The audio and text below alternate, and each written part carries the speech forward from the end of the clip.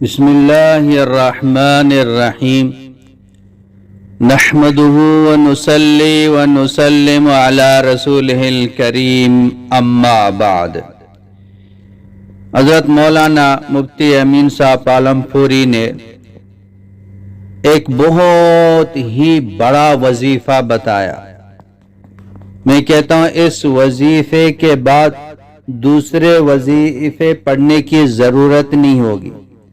تمام وظیفوں کی طاقت اس وظیفے کے اندر ہے، کیونکہ یہ اللہ جل جلالہ کا یہ نام مبارک ہے، اسم مبارک ہے۔ اس میں اللہ پاک خود ہی فرماتے ہیں کہ طاقت ایک اللہ پاک کی طرف سے ہے، قوت اللہ پاک کی طرف سے ہے۔ کسی کے اندر کوئی طاقت نہیں ہے، کوئی قوت نہیں ہے۔ طاقت اللہ رب العزت کی ذات کے اندر ہے۔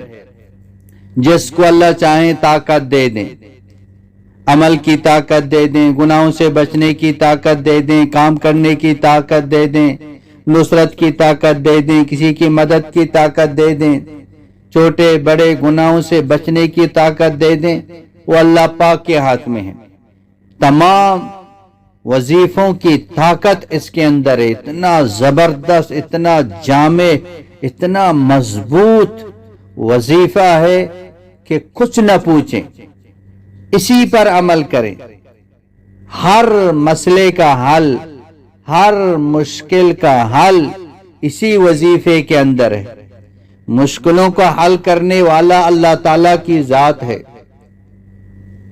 مسائل کو اللہ تعالیٰ کے علاوہ کوئی حل نہیں کر سکتا۔ ہم اللہ پاک سے دعا مانگ رہے ہیں۔ باقی یہ جو عدد ہے، یہ عدد قرآن پاک میں بھی نہیں ہے اور احادیث میں نہیں ہے۔ اس کا تعلق تجربات سے ہے۔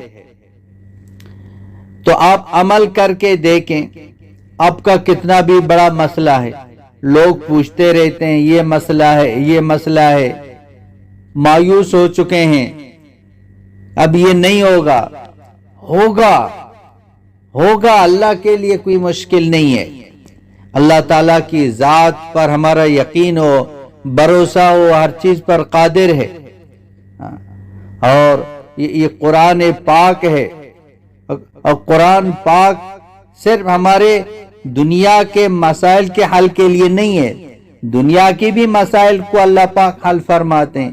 بیماریوں سے بھی اللہ شفا دیتے ہیں، اللہ رزق بھی دیتے ہیں، نیک صالح اولاد بھی دیتے ہیں، اولاد کو نیک صالح بنا بھی دیتے ہیں، اللہ پریشانیوں کو دور کرتے ہیں۔ دنیا کے تمام مسائل کا حل یہ قرآن پاک کے اندر ہے۔ لیکن یہ صرف دنیا کے لیے نہیں ہے، آخرت کے لیے بھی ہے۔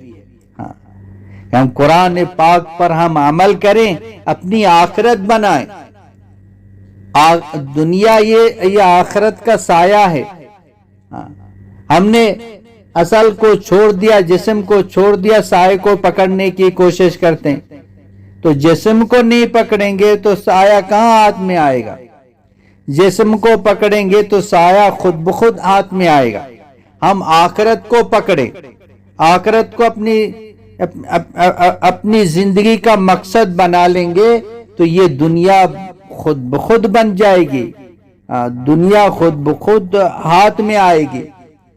تو تمام مسائل اس لیے پیش آ رہے ہیں کہ ہم نے اصل کو چھوڑ دیا، جسم کو چھوڑ دیا، سائے کو پکڑنے کی کوشش کرنے۔ ہم وہ سایہ بھاگتا رہتا ہے، ہم اس کے پیچھے بھاگتے رہتے ہیں، مسائل حل نہیں ہوتے ہیں۔ اپنی آخرت کو سامنے رکھیں گے، یہ قرآن کا جو نا درس ہے کہ اپنی آخرت کو بنا لیں، اپنی آخرت کو سامنے رکھیں۔ اللہ پاک دنیا بھی بنا دے گا، اللہ جل شانہ آخرت بھی بنا دے گا۔ تو اس لیے قرآن صرف جو نا یہ وظائف کے لیے نہیں ہے، اس مسائل کے حل کے لیے نہیں ہے۔ جیسے میں نے پہلے عرض کیا، دنیا کے مسائل کے لیے بھی ہیں اور آخرت کے مسائل، دونوں جہانوں کے مسائل کے حل یہ قرآن پاک کے اندر۔ اس قرآن کو ہم سینے پہ لگا دیں، اس قرآن کو سیکھنے کی کوشش کریں، قرآن پر عمل کرنے کی کوشش کریں۔ صحابہ کرام رضوان اللہ تعالی عنہم اجمعین کی زندگیاں دیکھیں، کوئی ایسی آیات نہیں تھی جو ان کی زندگیوں میں نہیں تھی، جو زبان پر تھا وہ ان کی زندگیوں میں تھا۔ کانوا کتاب اللہ یمشون علی الارض، وہ اللہ تعالیٰ کی کتاب تھے، زمین پر چلتے پھرتے۔ پوچھتے کہاں ہے قرآن؟ کوئی صحابی جا رہا ہے، وہ ہے ہمارا قرآن۔ قرآن سمجھنا ہوتا تھا، صحابہ کرام کی زندگیاں دیکھ کے سمجھ جاتے تھے۔ یہ عمل کے لیے ہے۔ ہم قرآن پر پاک پر کیوں پورا عمل نہیں کر رہے ہیں؟ کہ اس قرآن پر عمل کرنے کے لیے ایک بہت بڑی طاقت کی ضرورت ہے۔ اس طاقت کا نام ایمان ہے۔ ایمان جو نا یہ اللہ تبارک و تعالیٰ کی عظمت، بڑائی، کبریائی بولنے سے وہ طاقت اندر سے جو نا بن جاتی ہے۔ دیکھیں جو چیزیں نظر نہیں آ رہی ہیں ان کے یقین کو لانا پڑتا ہے۔ اللہ نظر نہیں آ رہا ہے تو اللہ کے یقین کو لانا پڑتا ہے۔ جنت نظر نہیں آ رہی ہے، جہنم نظر نہیں آ رہی ہے، جنت و جہنم کے یقین کو لانا پڑتا ہے۔ قبر کے عذاب دکھائی نہیں دیتے، ان کے یقین کو لانا پڑتا ہے۔ بولیں گے تو اس کا یقین دل کے اندر آ جائے گا، سنیں گے تو اس کا یقین دل کے اندر آ جائے گا، سوچیں گے، بولیں گے، دعا کریں گے، ان کا یقین دل کے اندر آئے گا۔ یقین کریں گے، پھر یہ وظائف پڑھیں گے، پھر دیکھیں اللہ کیا کرتے ہیں۔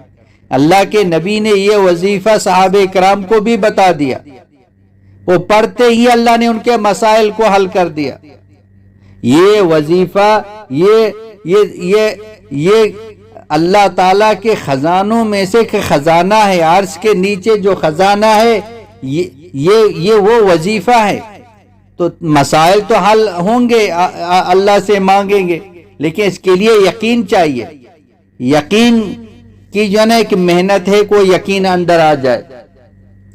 تو یہ وظیفہ آسان ہے، سنتے بھی رہتے ہیں، لیکن یہ جو عادت ہے، وظیفہ تو حدیث میں ہے، لیکن عادت جو نا جیسے پہلے میں نے عرض کیا، اس کا تعلق جو نا تجربات سے ہے۔ تو مفتی صاحب فرماتے ہیں کہ آپ 100 مرتبہ شروع میں، 100 مرتبہ آخر میں درود شریف پڑھ لیں۔ کوئی بھی درود شریف آپ کو یاد ہو، یا یہ درود شریف جو جمعے کے دن پڑھتے ہیں، اللہم صلی علی محمد نبی الامی وعلی آلہ وسلم تسلیما، یہ پڑھیں، یا صلی اللہ علیہ وسلم یہ پڑھیں۔ کوئی بھی ہو، شروع آخر میں 100 مرتبہ درود شریف، اور 499 مرتبہ 499 مرتبہ لا حول ولا قوت پڑھیں گے، 499 مرتبہ، اور آخر میں پھر لا حول ولا قوت الا باللہ العلی العظیم پورا پڑھیں گے۔ دیکھیں 499 مرتبہ پورا نہ پڑھیں، ورنہ یہ دماغ چھلنے لگ جاتا ہے، وہ دماغ اس کو برداشت نہیں کر سکتا ہے۔